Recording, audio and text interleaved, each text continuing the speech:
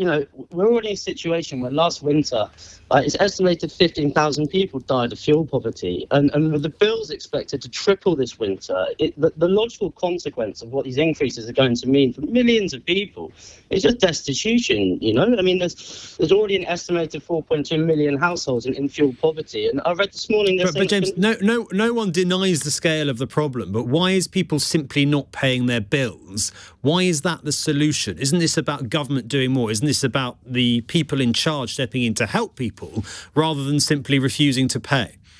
Well, I think that's right, and we do need the government to step in. And I think the only way I can realistically see that happening is if we stand together to take collective action. Because, I was watching the leadership hustings between Liz Truss and Rishi Sunak the other night, and they had absolutely nothing to say on this issue. It seems to be the complete elephant in the room. And I think unless people actually stand together and use their collective power to force them to take some action on this issue, I think they're just going to leave us to it. Because we've seen... Fine, but isn't all that will happen if people don't pay their bills? Their energy and gas will be cut off, their credit rating will suffer, and they may be taken to court. It's going to make matters worse for people, isn't it? Well, not necessarily. I think things already are pretty bad for people. I think actually the biggest risk here is if we don't take any action at all. We've already got a situation where millions of people already cannot pay their bills, right? And so actually, I think what we need to try and do is change a situation where people can't pay and have to face this crisis on their own as individuals into one where we're collectively saying that we're not going to pay a What do you expect to happen? I still don't understand how this will help solve the problem. It will simply mean that those people have their energy cut off.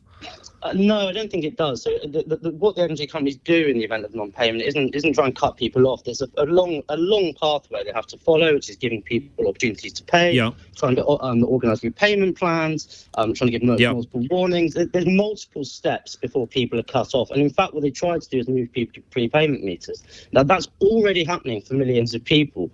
So by standing together, the logic of don't pay is if 1 million people say that they will take part, collectively, we're going to try and force a renegotiation of prices with the energy companies. And so when we take action on that sort of scale, it's just like the poll tax. If it's one person, then it's going to be incredibly risky.